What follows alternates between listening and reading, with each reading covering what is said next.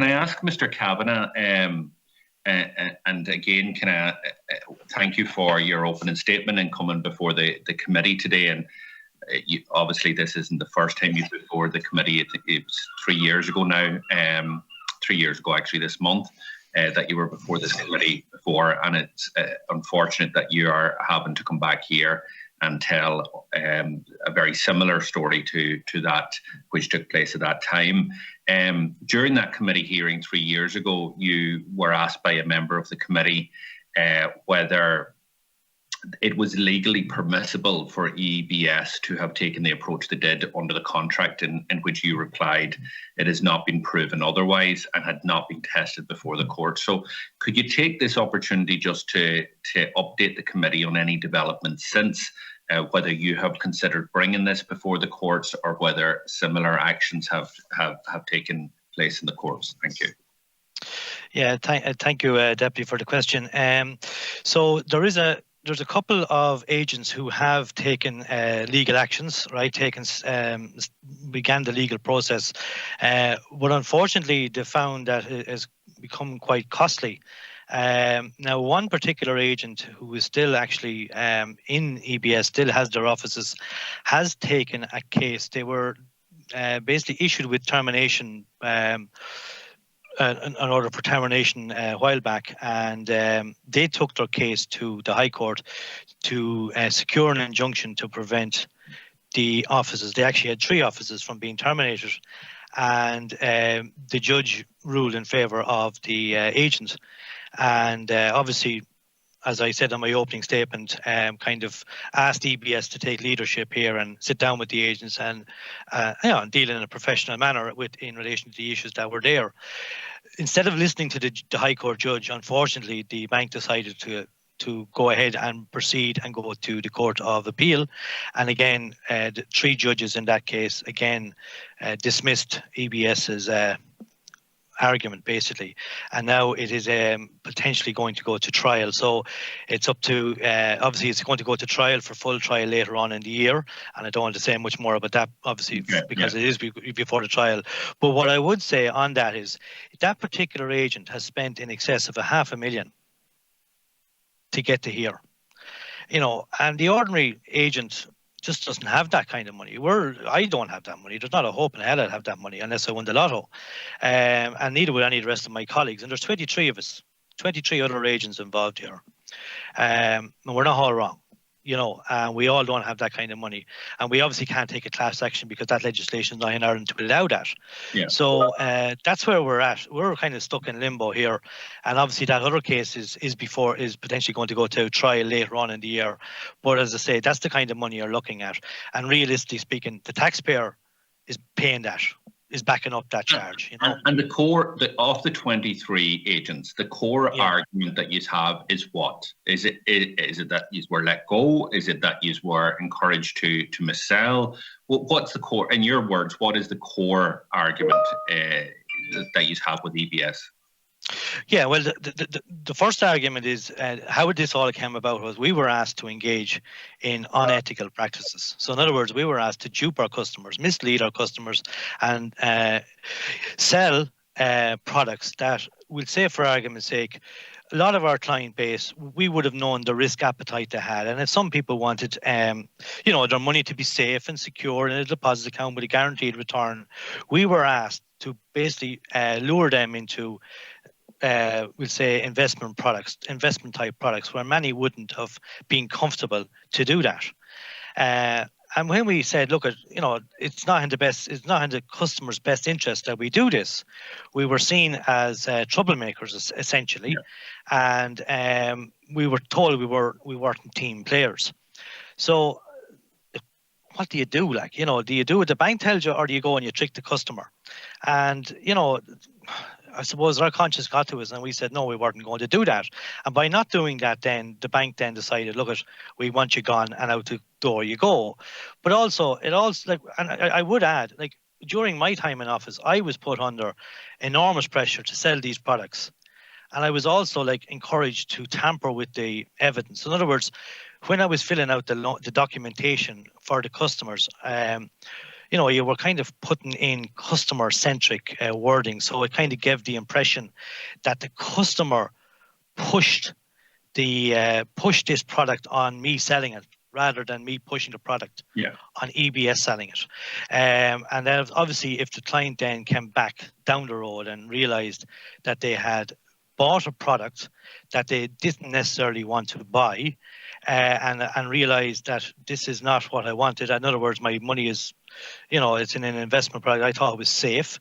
If they made a complaint to the Ombudsman, and the Ombudsman actually looked up the paperwork and investigated it, they wouldn't be able to rule against the client, or wouldn't be able to rule in favor of the client, because it looked like the customer had pushed this product. In other words, I understand that there. So that it would be impossible for them to show that this was a missold product.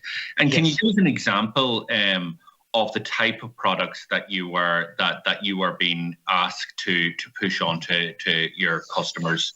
So just give us, for lay people out there who may not be involved in kind of purchasing these type of products, what kind of products would they be, and how are they not suitable for certain individuals? Yeah, so I suppose, just to give an example, we had at the time, and we had a protected bond. So if you hear the word protected, you assume your money is protected, and it was very well marketed, and it was, kind of sold in that regard. Look, your money is protected here, you have nothing to worry about. But the reality of it wasn't protected. It was only protected that if you didn't take it out after a 5-year period, that you were guaranteed you were going to get your initial investment back after a certain term. But in the interim, if you wanted the money in the meantime, if you took it out, there was a chance you were going to lose your money. So therefore, you weren't protected. But you were sold a protected bond, and as a customer, you felt you were, you potentially could feel you were getting that protected bond. Another example was a bonus save. So if you were saving, you get a bonus. But again, the bonus only applied after a number of years. But before that, you could actually potentially be losing money if you tried to withdraw it before then. So it was all kind of trickery in relation to the words that were used, So let me play devil's advocate here now. Okay, so this is not me, but just so if EBS, and EBS has avoided this issue, and through great efforts by the chair to have somebody accountable for EBS before us, they have continually avoided coming in and dealing with this issue, but we'll continue to pursue them. But if EBS were, for example, to say, well, we didn't force them to missell the product. We basically just said there's an incentive if you can sell the product, but it's up to you to do your due diligence on your customers and all the rest. And basically, you decided to increase your profitability to increase in incentives. What would you say to that type of argument, which is what a bank could possibly say?